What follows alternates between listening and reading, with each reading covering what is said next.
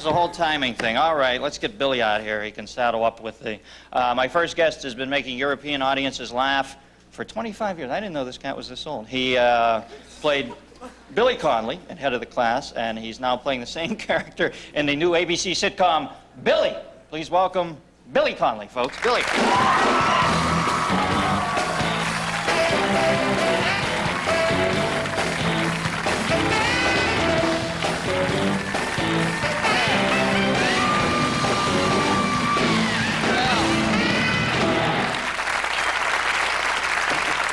What are you digging, man? You looking to play solo? Brilliant set. Yeah, you I like love this it. set? Well, look at it. I love this. I don't even know what's out there. I always It's sit back all here. little woody designs. It's a bit like that. Oh, boy. It's the Pretty neat, isn't it? second most interesting pattern on this stage.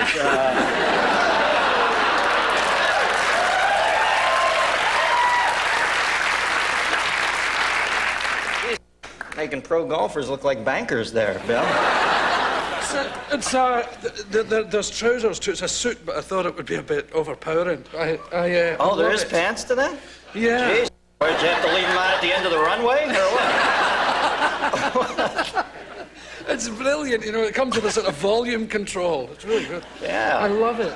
It's great. Now, is that you're from Scotland, right? Is that like your... It's good to wear stuff that you don't look like an American, you know. It's nice to look European, and I feel very European in this. I see something from each nation under your Absolutely. See, it's great. I mean, being in America is lovely, and it's an ambition of mine to be here and all that stuff.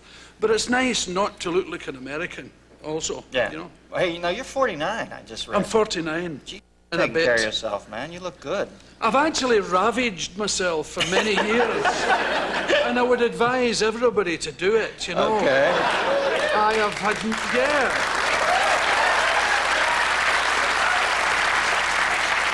I've been very clean for a long... I was never a druggy kind of guy, you know. I could never... I tried, God knows I tried.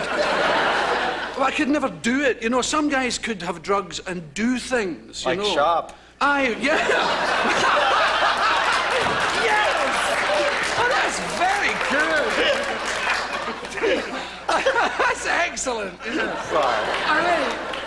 I could never do it. I would smoke dope and then just lie like that. I've been with women, you know, who liked me and wanted me to pay attention to them when I couldn't get my hand on it.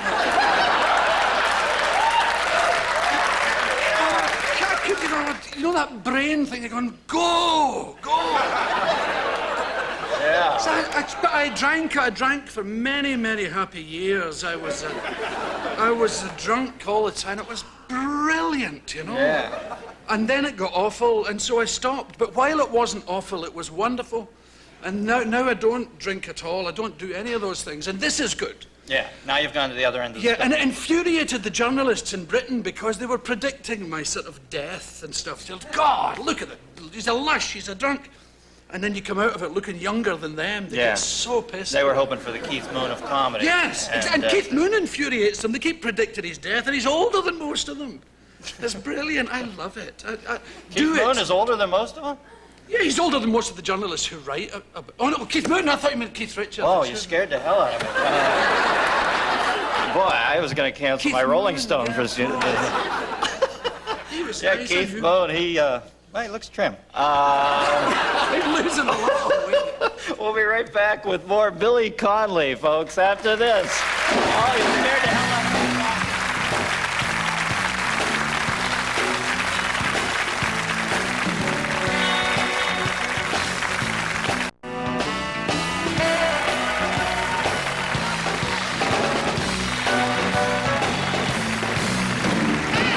Welcome back, Billy Connolly. Now, just from the first segment with you, I can tell that you speak your mind. And what's your thoughts on? You did stand up in England, right? Yeah. I speak what's left of my mind. Yeah. Right. What stand up in England must be brutal, though. The crowds and those. It's very good. It's really nice. See, I came through that folk music way, and into concert. So I didn't do all that clubby stuff, you know, that comedy club. Where are you from? Sort of bull. I've never done that stuff. You know, I've never liked that kind of, Yeah. you know, it seems old-fashioned to me, end of the pier, you know, hey, where are you from, blah, blah. I don't like that. So, yeah, but they're a good audience, they're nice people, they're good, they listen a lot, you know, and they like Americans very much. As a matter of fact, Americans are kind of sweeping the board. There's a school of English comedy that's, you know, all based on John Cleese and all those guys. It kind of drifts down a wee bit, the college boys, smart-ass comedy. But the ones they really like are the wild Americans, you know, like Robin's very big, Robin Williams, but the Sam Kinison, stuff like that goes down very well indeed. Now, what do you think of guys like Kinnison and Clay? I think he's great. I like Sam Kinison. It's very funny. I've seen very little because I don't really watch other guys, you know. You don't like him getting in your head? Or? I steal all the stuff. Yeah? Yeah, three months later it comes trotting out. It sounds like my own idea. It just, you know, you read and listen to all these guys and it all comes burbling along, you know. I noticed you're doing Sam's accent. Yeah, I like him very much. And who's that other wild man? Dice. Andrew Dice Clay. I like him. I don't see much of Dice. What's happening? I've never with him? seen his act very much. I've only seen wee bits of him. But I judge him by the people who don't like him. If they don't like him, I like him. You know, there's a lot of guys, a lot of very unfunny guys on television telling you what funny is, and they're always against him. I like him. And I think they're really jealous because he can fill Madison Square Garden and all that. Yeah. 2 shows in a row, as a matter of fact. 40,000 people. Yeah, I think people get insanely jealous. They get consumed with envy about people who can do that. Right. And I think it's brilliant to watch him do it. I think he's sexist and he's racist and all these things, but I don't really care much, you know. You know? It's a loose approach. There's a lot. Racism and sexism.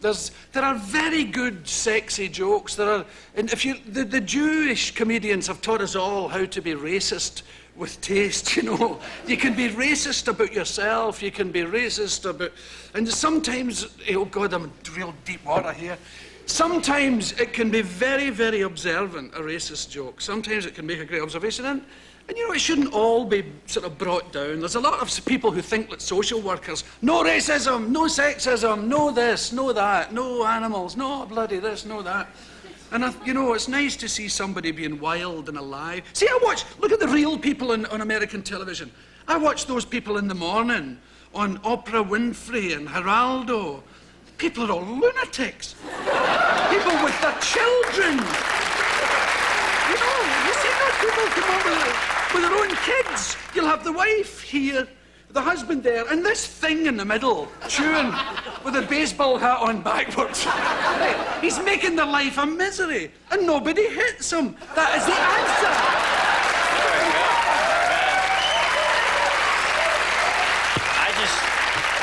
I gotta shake your hand for digging out of that racist hole, man. Because I was thinking, where the hell is he going here? I was thinking it too. All of a sudden, they're applauding, man. That is the Houdini water torture No, it's just thing. you see, there is such a difference between doing things live and doing them on TV, you know, because you're actually in people's living rooms. But you see, that's where this awful dichotomy happens. These families go on, these screwed up, weird people. And then they stick some psychiatrist that nobody's ever heard of over here. And she says he's got dysfunctional written all over him. He's got ass.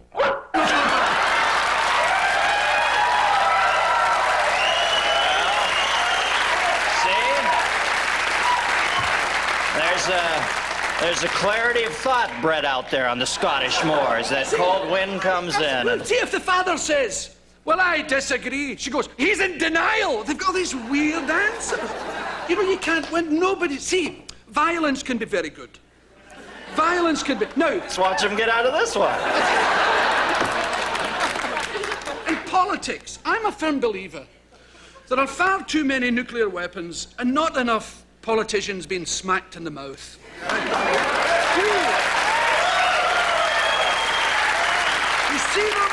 You see them interviewed on CNN. They're nice to David Duke.